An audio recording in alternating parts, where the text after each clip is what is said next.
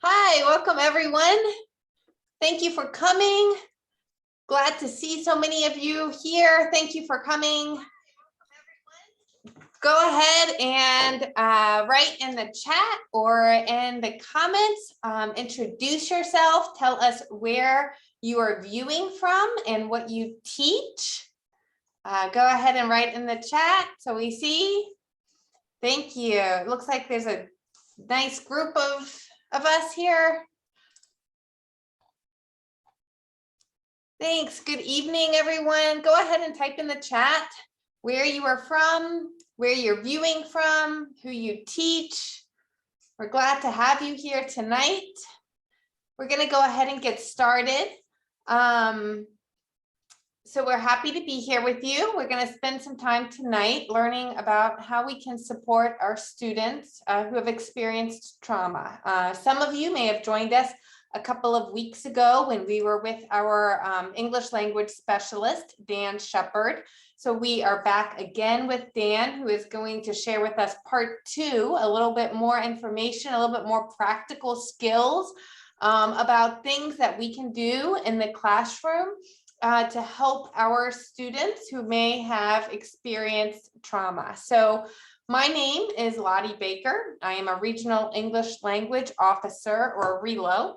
I lead the RELO team in Kyiv, Ukraine, with Aliona Suginia and Lilia Shilo, where we not only work with Ukrainian teachers and learners, but also with teachers from Moldova, Hungary, Armenia, Azerbaijan, and Georgia.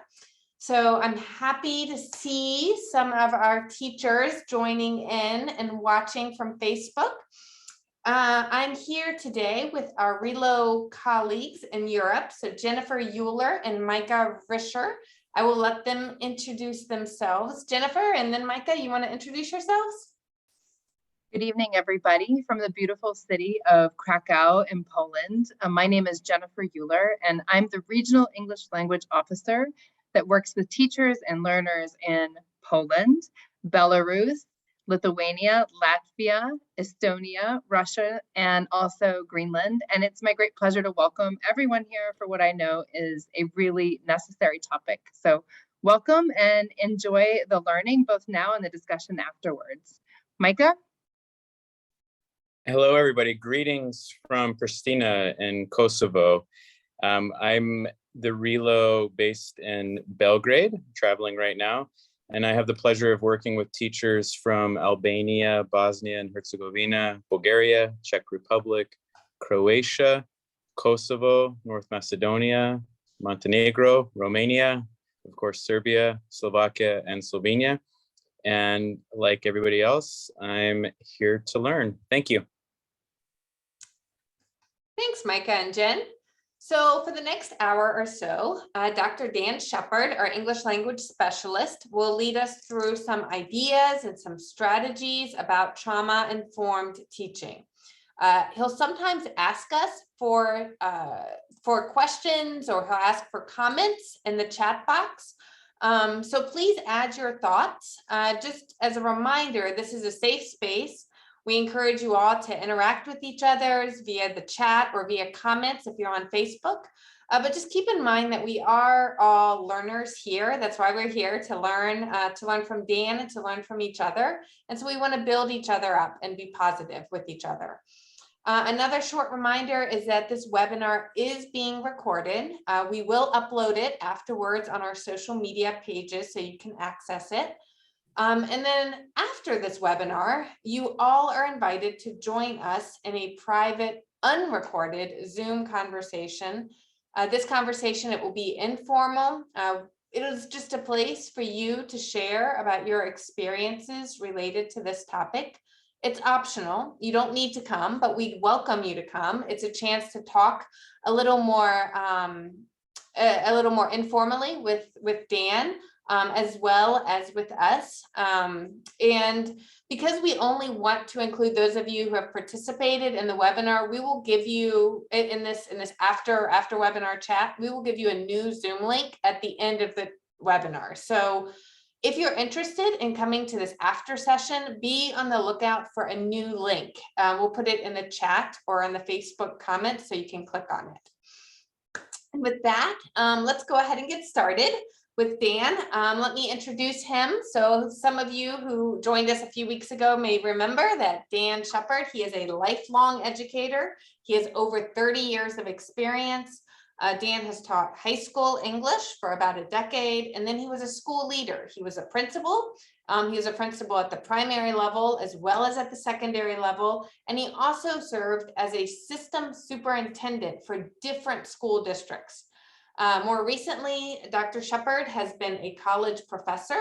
He teaches new teachers and new teacher leaders. In addition to his teaching, Dr. Shepard is a frequently published writer and a well-received presenter, as you will soon find out.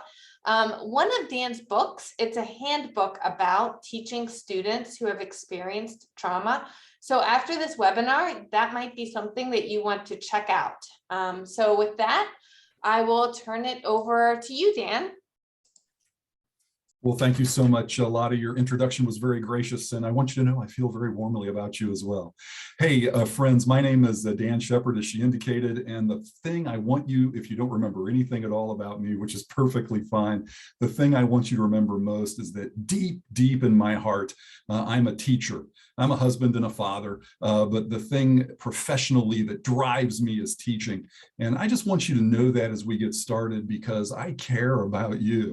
We may never meet, I may never know you, but I'm absolutely passionate about the work that you do.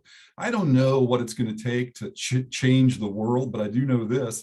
Education has more of an opportunity to do so than perhaps anything else, and that means you. You're going to, through your work with students, we make such a tremendous difference in their lives, and then they go out and make a tremendous difference with those that they encounter. I love teachers, so I want to support you as much as I can today. The second thing I'll mention before we actually get started is this. You're going to hear something today that is incredibly beneficial to you. I want to encourage you that whatever you're going through, whatever challenges, whatever difficulties, whatever hardships you're facing, there are solutions. And some of those solutions, maybe not all the solutions that you need, but some of those solutions are going to be shared today. Sort of a caveat within that would be this. You're probably already doing some amazing things for your students that would be incredibly beneficial and powerful for them as they work their way through trauma.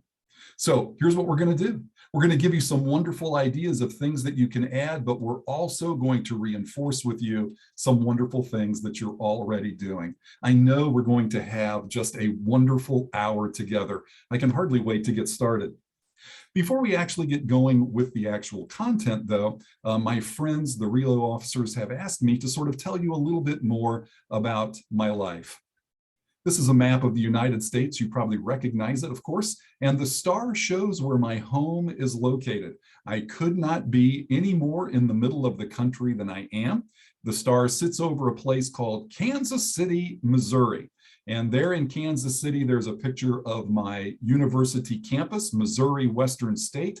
We're not large, but we are wonderful. Love my job, love my students, love my coworkers. And you can see that we have a beautiful campus where we work hard to change lives. I thought that you might find it interesting just to see a very average American home. That's where I live with my wife, and we just have a pleasant existence together. I am a father. Those are 4 of my 7 children. They are all adults now, and they would be embarrassed that I'm showing you this, but they'll never know. One of them is a veterinarian. One of them is a Marine officer. They've grown up to become wonderful things, but I remember fondly the good old days when they were small children dancing in their swimwear in the backyard. And of course, there's my lovely wife. I adore her, but I also adore American baseball. So when we go, she's not a fan. So I buy her a bag of peanuts and she's happy. And I watch the game with her and I'm happy. And that's just a brief picture of our existence together. Friends, I always think you can't get anywhere in life if you don't know where you're going. So I'm going to tell you as clearly as I can, very briefly, what our objectives are for the day. The very first thing that we're going to talk about, and wow, am I passionate about this, is the idea of having a growth mindset. You need it. Your students definitely need it. I'm going to explain to you what that is, and we'll give you an opportunity to think about how you can help your students develop even more of a growth mindset than they currently possess. That'll take us about a third of our time. And then we're going to spend some time talking about the vital importance of self-care. Care for you, care for your students. You simply cannot meet the needs of others if your own needs have not been met. You can't help students recover from trauma if you are still dealing with its effects in your own life. So we're going to talk about what the experts are telling us related to how do we find self-care in a very troubled world. And then the last third of our time today, I'm actually going to try to give you, again, just as we did last time, a handful of very specific trauma-informed strategies, things that you can implement even in the upcoming week that will help your students move from a place of hurt to a place of help. Obviously, we want this to be an interactive session. It's important to us that we hear your voice, that we have an opportunity to hear what you have to say. So here's my first question for you.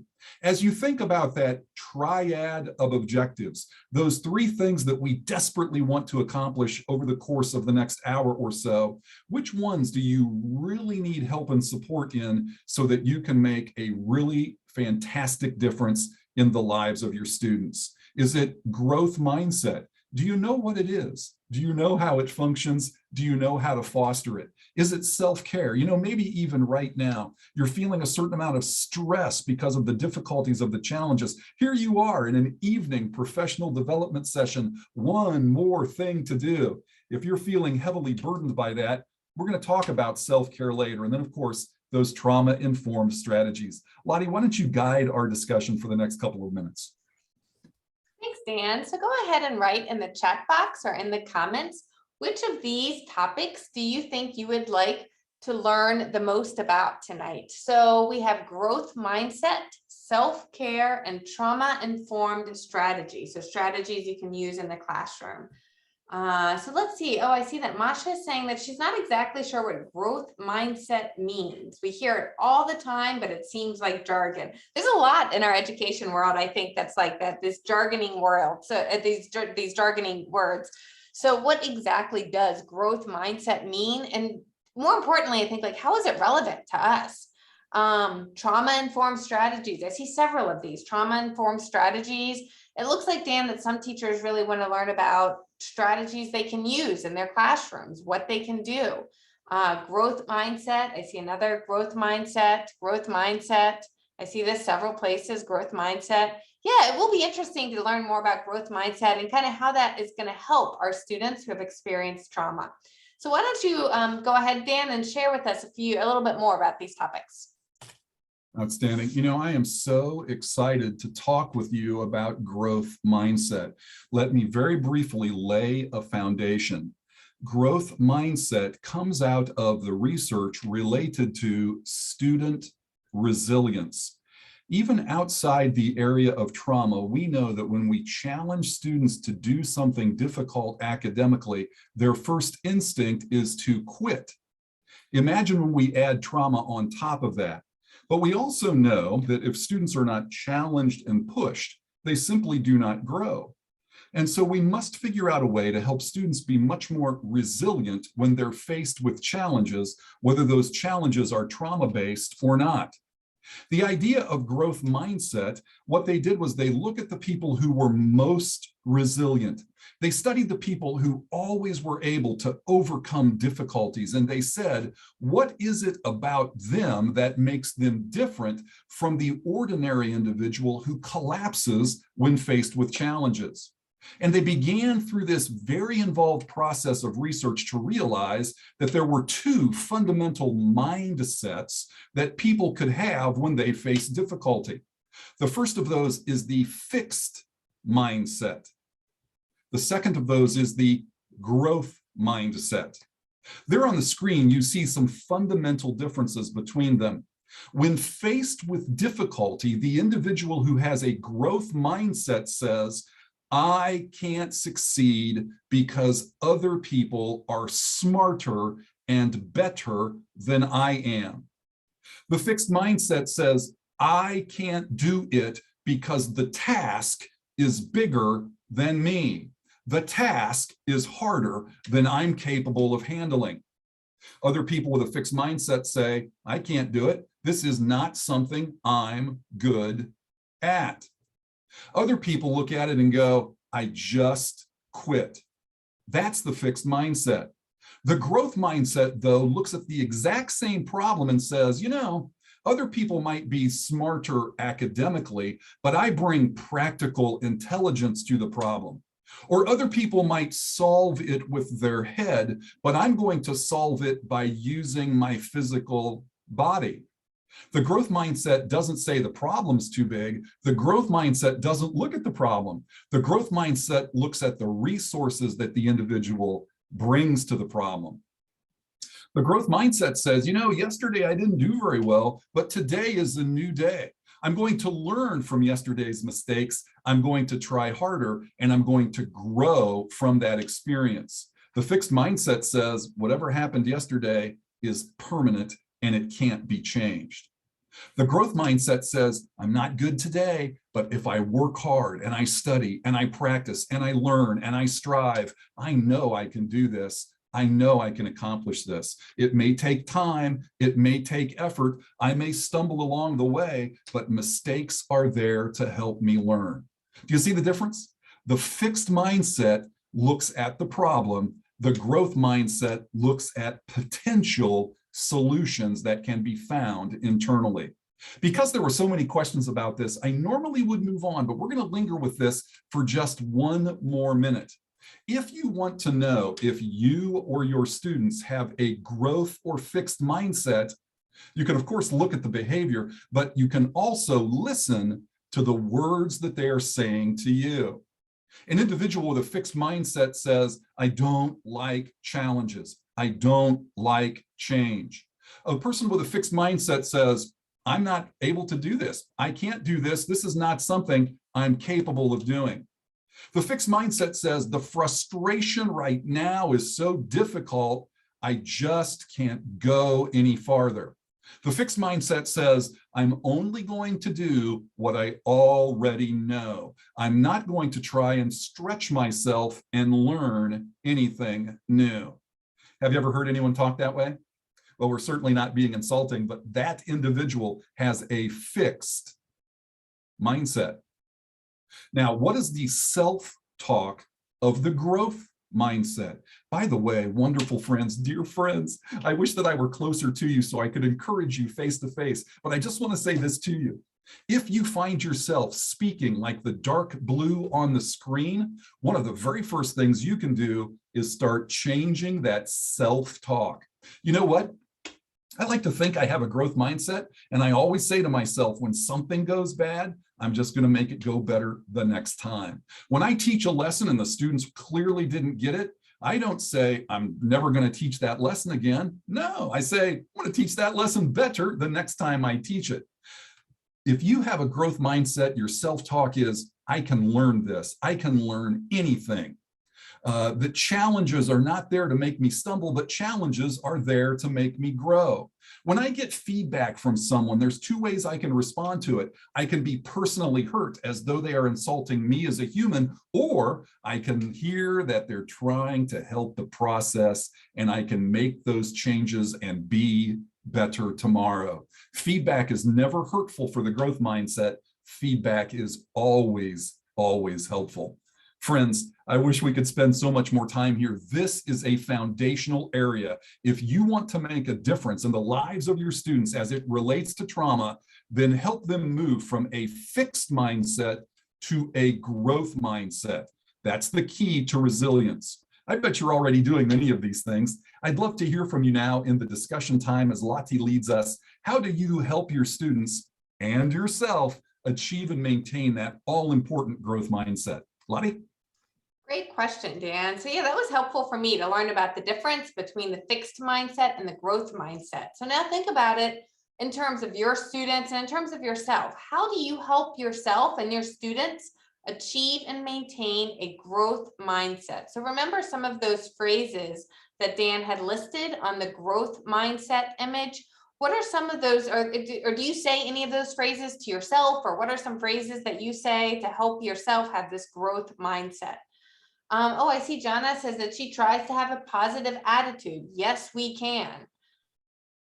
Yes, that's a great, positive attitude. I see positive attitude several places, thinking positive. And when you make a mistake, it's not terrible. Just think about what you can do next time. I put slogans on the wall to encourage students. Oh, it looks like a growth mindset is a challenge motivated to grow. Yes. Yeah, it's a growth mindset. That's where that word growth comes in, right? So a growth mindset is you're always thinking about how you can grow and improve. Even if you have challenges, hard times, like try to take a lesson, try to take something from that experience to help you improve. My students know and can use 3 magic words. Yes, I can.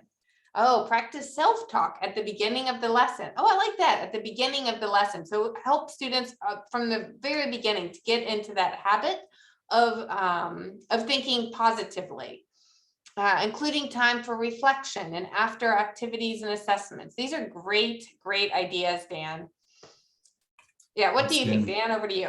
Yeah, thank you so much, Lottie. Those really were fantastic ideas. Friends, if you shared those ideas, thank you. If you didn't share those ideas, please start doing them. Please start living them. None of those ideas can do anything but help you in your work with students that are experiencing trauma.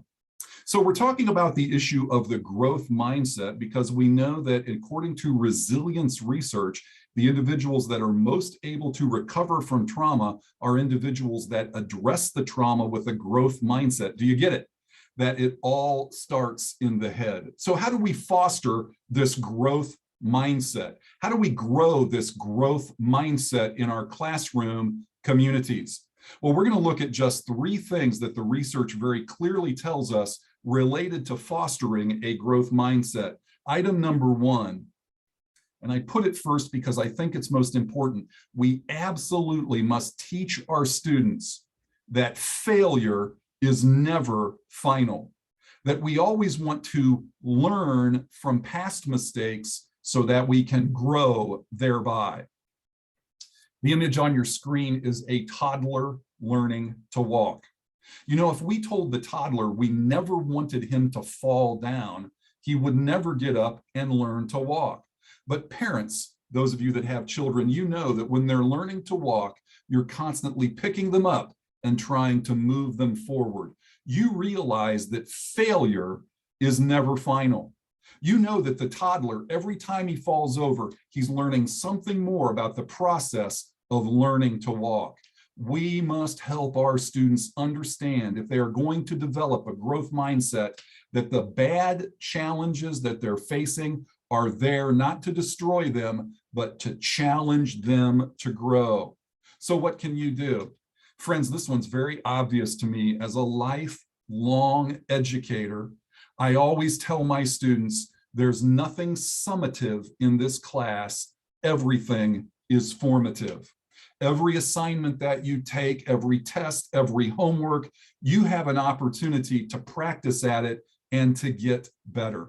Especially students that are facing trauma. Maybe on a given day, they're incapable of concentrating on what you want them to concentrate upon because their minds are drawn back to that trauma. Dear friends, teach them iteratively. Give them another opportunity later to show what they know. Maybe they failed before because the trauma was filling their mind.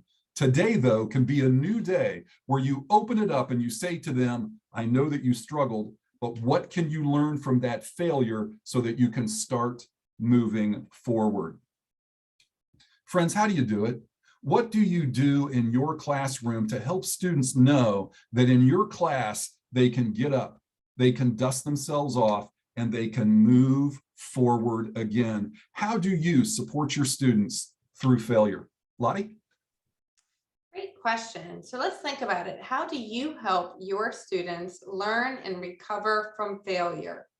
So thinking about that growth mindset idea, right? How do we help students learn from failure, go forward? Think of it as a productive learning experience. Oh, I see. One person says that I always tell my students that education is a lifelong process. That's right. That idea of lifelong learners, it's a real thing, right? That we're constantly learning. I share with them my failures and my mistakes. I think that's a great idea too. Think of your own personal life and be open to students. Be transparent about your own experiences, right? The immediate failure must be an extra step along the way to get the goal that you think you want. Good, we spend a lot of time together out of the classroom. We read about famous people and their failures. Then it's normal to make mistakes. And I like this person puts failures in quotation marks because the term failure seems terrible. It seems like something we want to avoid, but maybe we can kind of shift our thinking to maybe there's a way that a failure can lead to productive thinking, to something new. Narrate stories of people who failed multiple times and then succeeded. These are great examples. Over to you, Dan. Thank you so much, Lottie. As always, I'm so impressed with our attendees doing a great job. Friends, I bet you understand this, but when we have been faced with trauma, what we often try to do is we've lost so much. There's been so much pain. There's been so much difficulty. There's been so much loss that we take whatever we have left, whatever that tiny thing is that's unaffected by the trauma, and we hold it tightly. We squeeze it tightly, and we become obsessive about it.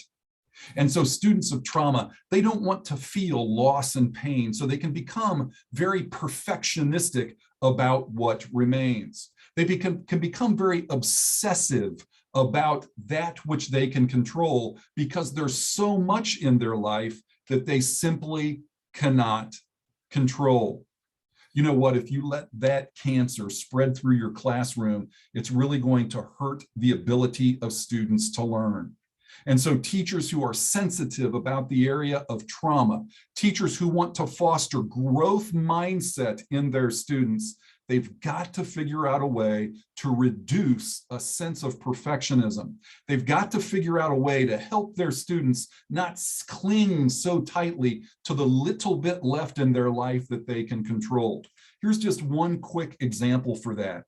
And maybe you can't do this all the time. Maybe you can't do this every day, but as often as you can you start assessing your students, excuse me, for how they've grown and not necessarily just for what they've accomplished. Maybe there's a small homework assignment that instead of assessing it for accuracy, you assess it for how much better it was than a previous assignment. Maybe on a small project, you tell the students, it doesn't have to be perfect. I'm not looking for perfect. I'm just looking for you to explore you, your strengths, your gifts, your skills. There's always opportunities for a teacher to become harsh about assessment. In what ways can you start translating that to become more growth-oriented in your assessment? If you want the child to develop a growth mindset, which he must have if he's going to be resilient in times of trauma, how can you foster that sense of growth in the way that you assess the students? In what ways are you currently providing progressive feedback, enabling your students to consistently grow without feeling crushed by failures of the past? Lottie, I'd love to hear some fantastic ideas related to this. Yeah, I bet our teachers in our audience have some ideas of things they do in their classroom. Think about, what do you do to provide feedback, progressive feedback in your classroom, enabling students to grow consistently? So think about how you give feedback, kind of formative feedback, incremental feedback. What are some things that you can do? Let's see, what do I see? Oh, peer feedback is part of how we help each other and build community. That's a good idea, because I think by having peers give feedback, like I know for me, I always learn myself if I'm giving others feedback. So there's sometimes mutual learning there.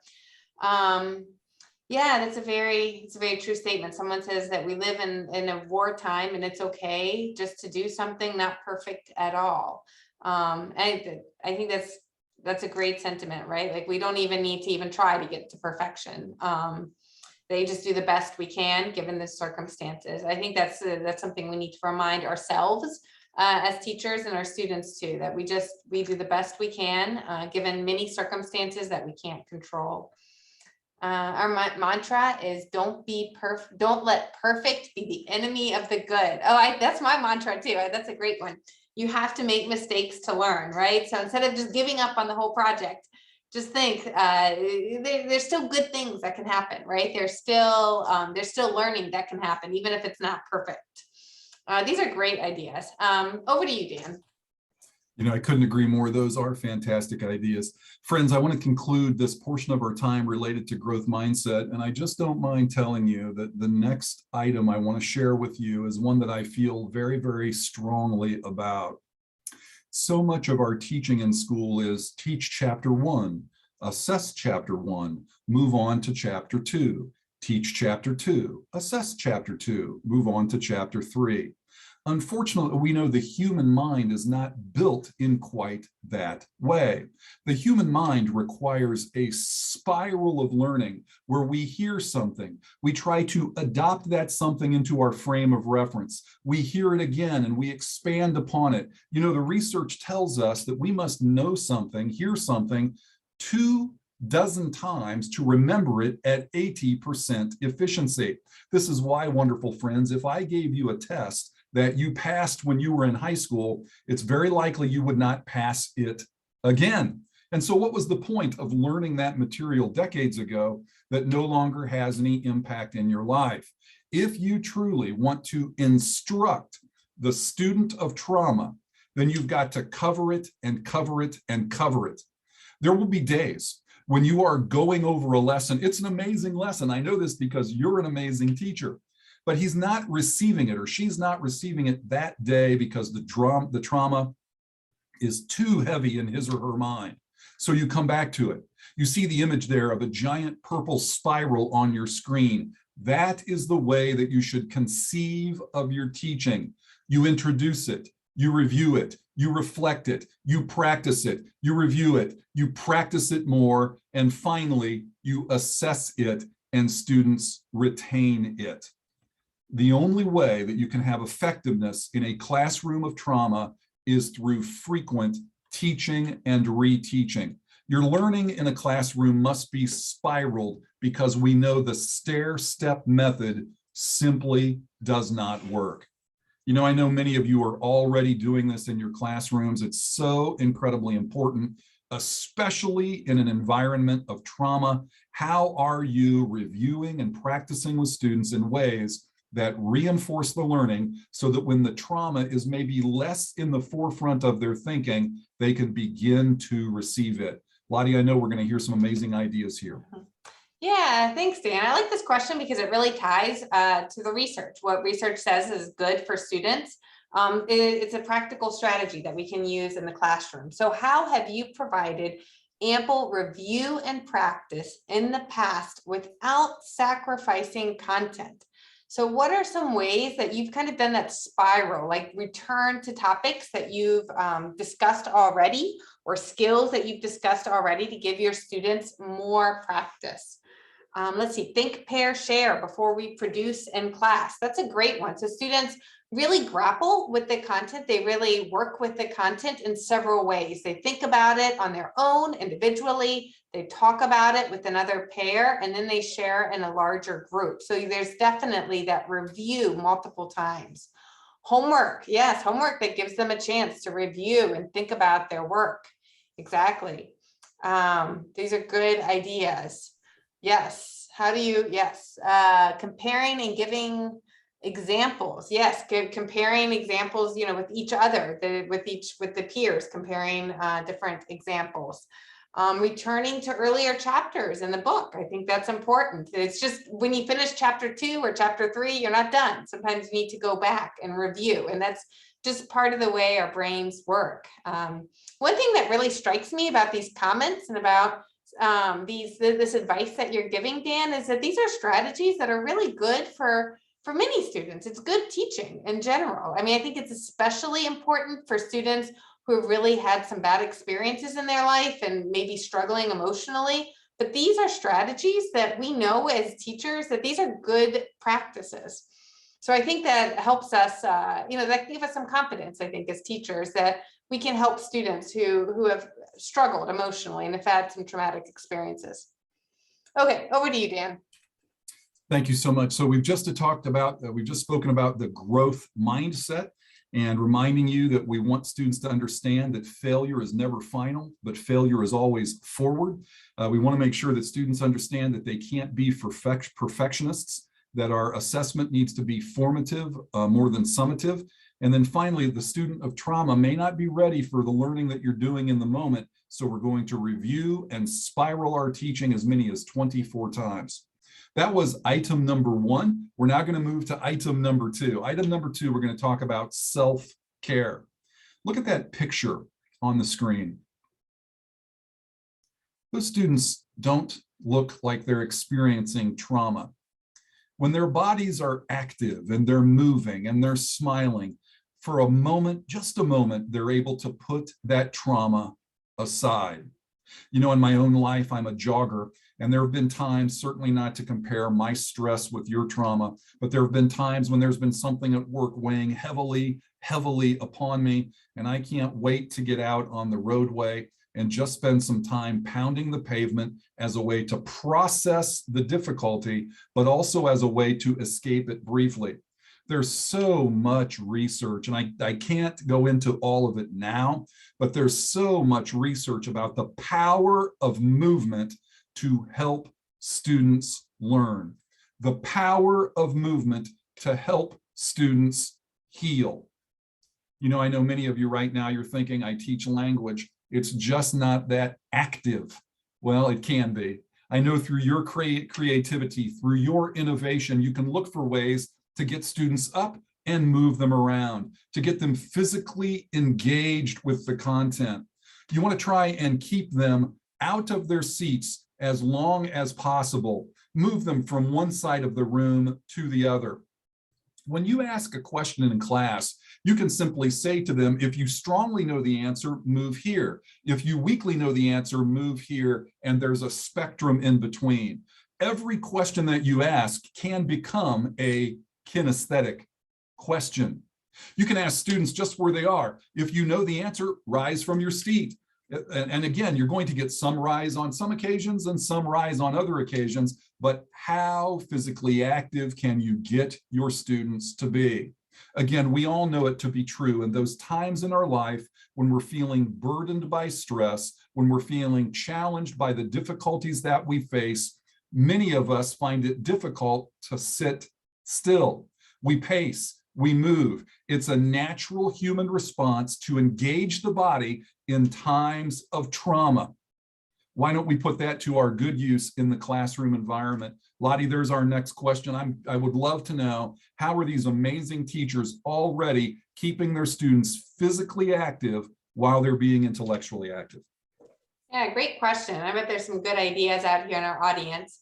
How do you help students stay physically active or be active physically while they are being active intellectually? So movement while learning. And I know in education, we talk a lot about kinesthetic learning preferences. So there might be some ideas around there. Let's see, what do I see in the chat box? One person says, we move around and use the four corners of the room for discussions or learning stations. Also kind of like your idea, Dan, where you could ask students a question and then they could physically move their body to which corner of the room that matches how they feel about a certain question. When the weather is nice, we get outside to learn in nature. Oh, that's wonderful. If you have that opportunity to learn outside, I think just the change of scenery is sometimes helpful, and simply moving and sitting in a different place than you usually sit. I think that sometimes stimulates students' thinking. Using board games, and gallery walk. So for some of you who may have used gallery walk, it's where students walk around the room and they reflect on certain pictures. It may be pictures or products that they create themselves, and they walk around the room at like a museum gallery. I have been known to teach English through playing basketball. Oh, that's interesting. It works well with all ages and language abilities. That's very creative. Yes. Are there ways you can integrate sports games into English, right? Yoga exercises. That's another one. I see lots of different activities here. Yeah, I think our teachers are pretty good with this one, including physical activity in their classroom, Dan. Well, outstanding. And I knew that they would be. I was just thinking about an hour ago, I was teaching a university level course to future teachers, and I asked a discussion question, and rather having them respond to me, I told them to get up, find a partner across the room, and begin to form their answer. It was just a way for me to increase movement in the classroom. If you're not currently doing that kind of thing, it's not going to require large amounts of planning on your part. You're going to ask the question anyway. Just ask for the response to require some movement. It's a great way to keep them physically active. It's a way to reduce some of the tension that their bodies might be feeling because of the trauma that they've been experiencing. Step number 2 for maintaining self-care, not only do you need to protect the body, but you need to protect the emotional state. Let me say that again, because I think many of you might be thinking, well, yeah, water is wet, but really, do you make it a goal of your instruction to make sure that the mood of the classroom is as healthy as it can be? Now, I know that many of you are working through some times of terrible trauma. I know that. And you know that when the students enter the classroom, many of them are feeling down and defeated. What are you doing to help them recover from that so that they can actually do the learning that you've planned? Do you protect the emotional state? Now, again, I'm comparing things that should not be compared, but even in my own work with university students, the first 5 minutes of every lesson are, how are you? What's going on in your life that's positive that we can celebrate? What's going on in your life that's negative where we can rally around you with support and with care? Now, you might say to me, Dr. Shepard, that's wasting 5 minutes. I don't think so. What that spending of 5 minutes does for me at the beginning of the period, I get back with earnest throughout the course of the period, because I know students that are not emotionally ready to learn will not be learning. I try to help foster a sense of community and foster a sense of healing before we get into the difficult academic work. One thing that the experts tell us that is, and by the way, I really do recommend this to you. One thing the experts tell us that is really helpful for students that are struggling with trauma is let them process it reflectively. Are there ways within your own instruction that you can get students writing just a half-page journal entry where they put their feelings on paper, where they get it out of their system by expressing it in writing? And you know, because you're a good teacher, once they've done that reflective writing, you're going to ask a question where you probe into how they're feeling and how they're responding, and you're going to foster that discussion with them as a way to help them recover from it. By all means, get them up and moving them around, but a healthy body with a broken heart, probably not as helpful as a healthy body with a healthy heart. Friends, what are you doing in your classrooms? And I know this is a huge question, Lottie, but I can't wait to hear the answer. What are teachers doing in this environment of trauma to provide strong encouragement every day, all the time, for people that need to have their hearts healed? Thanks, Dan. That's a good question. So tell us in the chat or in in the comments in Facebook, when emotions start to become dark and difficult, what have you done to provide encouragement? So what have you done to provide encouragement to your students? Oh, I see smile. That's a good one. Smile, smile, smile. Right? So think about things that you know, your body language, smiling is an important one. Think about things you might say to students, things you might do. Someone says, I tell students about something they're good at. So they compliment students. It always feels good to be complimented, to remember your strengths, right? These are some good ideas. Okay, Dan, why don't you continue? Thank you so much, Lottie. Because of our time, we're going to skip the next step and we're going to move right on into our trauma-informed strategies, because I know this is what teachers absolutely want. We know from research that one of the best ways to foster students to recover academically from the trauma that they faced is we want them to be in a collaborative environment. They might be hurting individually, but group healing is the way to go. Oh, my wonderful friends, I know that you know this from your own life. When you're feeling down and discouraged, one alternative is to hide in your bedroom with the lights off. But I'll bet hiding in your bedroom with the lights off is not the way that you felt healing from your own depression. No, when we're with people who love us, care for us, support us, and believe in us, that's where real healing can occur. For working with students that have experienced trauma, you want to foster an environment that is collaborative as is humanly possible. I want to give you one quick strategy that I have used with great success over the course of about the past 30 years, and I really hope that it's one that you can think about using in your own classroom. It's called Jigsaw, but if you don't like the name of it, just think of it as a great cooperative learning strategy. Here's the way that it works. Every student in your classroom is assigned to two groups. One group is called the expert group. The other group is called the home group or teaching group. So student A, in the image on the screen, is with a group of 3 other A's, and they're answering a specific question related to the overall topic that you are teaching. Maybe they're becoming experts in nouns and what nouns are. B, becoming experts in verbs and what verbs are. C, they're all becoming experts in adjectives and what adjectives are. And so that group of 4 students becomes an expert in a topic related to your curriculum. Now, after they've learned that topic deeply and they've learned that topic well, now all the A's go back to their home group or their teaching group, and they teach B, C, and D about their topic.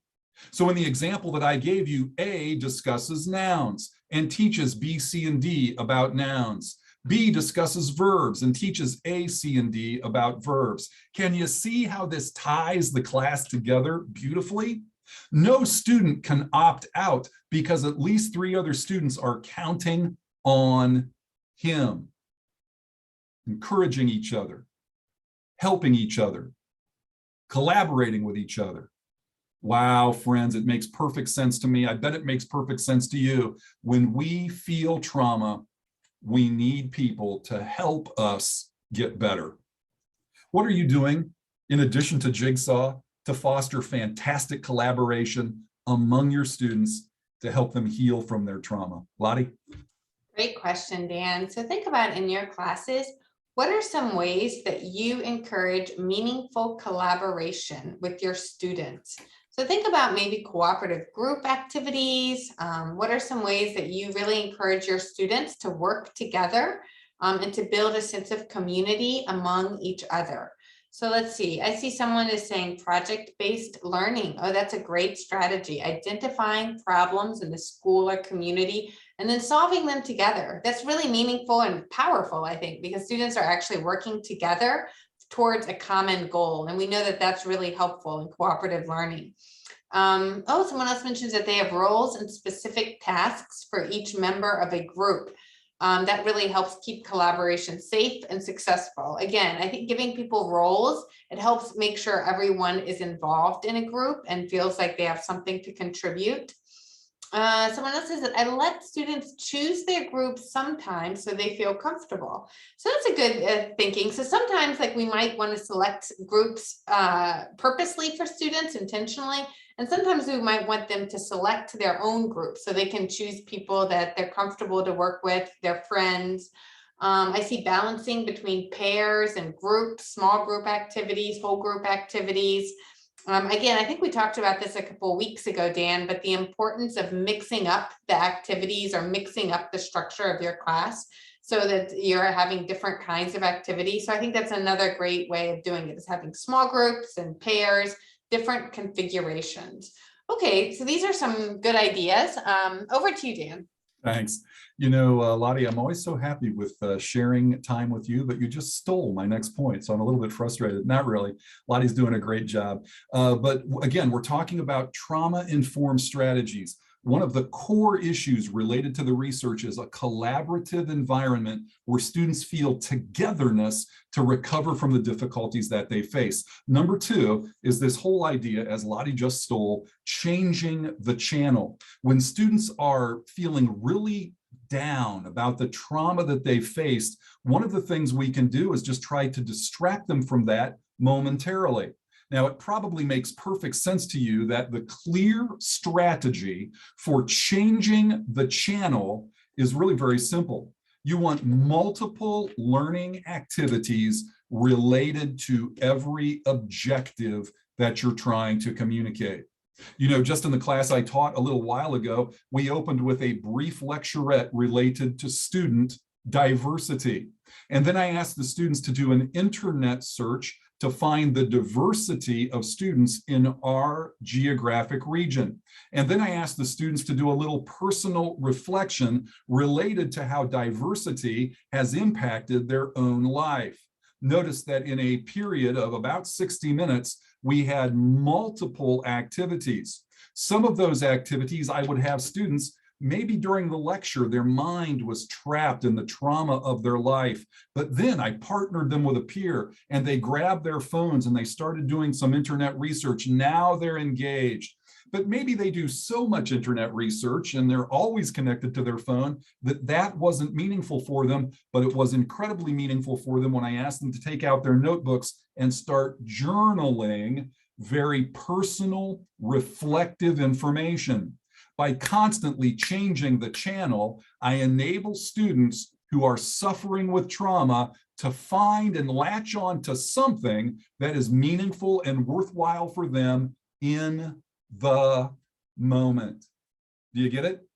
I remember once not long ago, I was in a friend's class. She asked me to come and observe, and she lectured for 80 straight minutes. I got to tell you, I thought about every issue of my life that was not related at all to her lecture.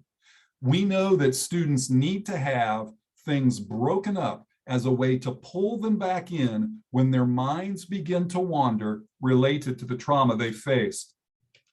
Lottie, that's our next question, and I know we're going to hear some amazing answers. What are some ways that those in attendance are providing lots of instructional variety, both as a way to meet individual learning needs, but also as a way to call students back in from dwelling on the trauma that they've faced? Great question. So how do you vary instruction to meet unique learning needs and to provide instructional variety in the learning experiences? So what are some things that you do to provide that instructional variety? Let's see, what do I see in the chat box here? Oh, I see one person. Oh, this may be from the question from last time about the Telegram group. I like that, like using an app so your students can communicate offline. I think it also kind of applies to this question, right? About varying instructional strategies, varying modes of communicating. My sense of humor always helps. That's great. Yeah, I think that always adds variety, right? To have to add a joke or add some lightheartedness to the lesson. That's a good idea. So what are some other ways? Oh, I see some people mentioning things about being active. So again, Dan, it's interesting how many of your ideas, many of these strategies, they kind of link, they're related, right? So being active is one way to add instructional variety. Okay, so let's continue. I know we're getting short on time. Hey, thank you so much, Lottie. Friends, we just have one more strategy I want to share with you, and it's already been mentioned by someone in the chat box, and I'm grateful for that, but it sounds like you may already know this point. So we're talking about what is it that the research tells us is actually helpful for students that have experienced trauma. One is help them work together with others. When we're alone, we suffer more. When we're with people that care about us and want to work with us, we suffer less. Number two, we're going to change that channel. Instead of letting students get darker and darker and darker, we're going to constantly be providing different activities to pull them upward, upward, upward to change that channel. And then the last one, which we've mentioned before, is this idea of a loving community. You know, I don't mean to be maudlin. I hope you don't find this distressing or discouraging, but at funerals, who do we want to be with? People that love us. We want to share memories with our family members about the person that we've lost. We want to experience healing with a group of people that care about us. The same thing is true in your classroom. When your students have experienced trauma, it is absolutely essential. In fact, it may be the most essential thing. The highest, most important point of everything I've said is probably this: is your classroom characterized by love and togetherness? Is your classroom characterized by compassion and healing? Now, how do we do this? How do we make a team? Well, in sports, the team comes together because they share the same goal. They share the same objective. They may have differences of ability. They may have differences of value. They may have different perspectives, but the team comes together around a shared goal. What can you do in your classroom to give students a shared goal? I'll give you one example, and I know it was mentioned earlier, which was absolutely beautiful, but the idea of a community service project that the entire team can rally around behind to give back something to the community. There's a picture on the screen of a butterfly. When I was an assistant superintendent many years ago, an elementary classroom came to me and they said, "We want to build a monarch butterfly station in our town. We know from our science class that the monarch butterflies migrate through our community.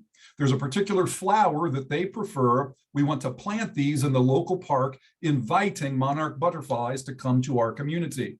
They asked what I could do. I provided resources, but that was it. They did all of the work.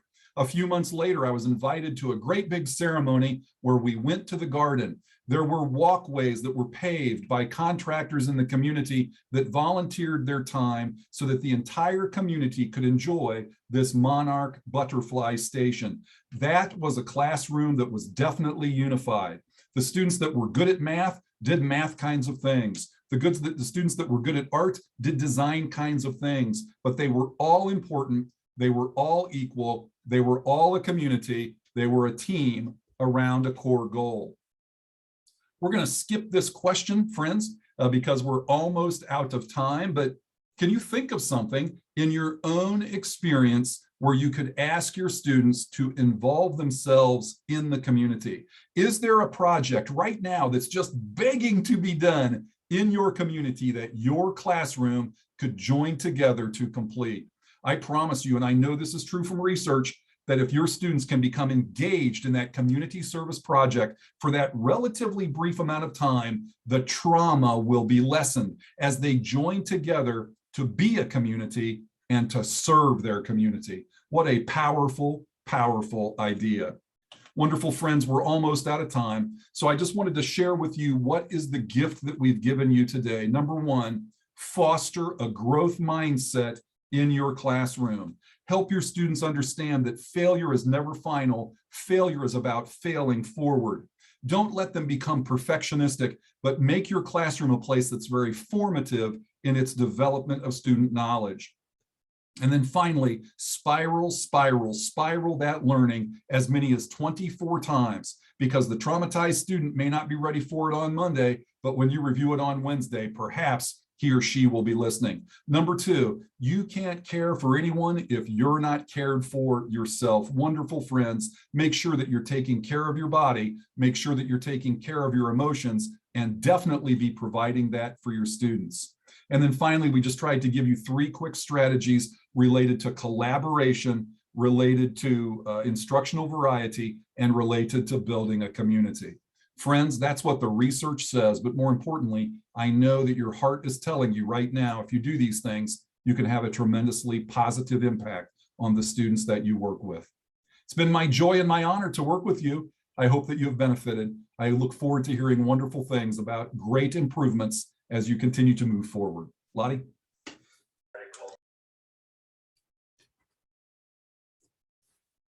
Thank you, Dan. That was great. Thank you for that great presentation. I think we all learned a little bit about what we can do to help our students who have experienced trauma.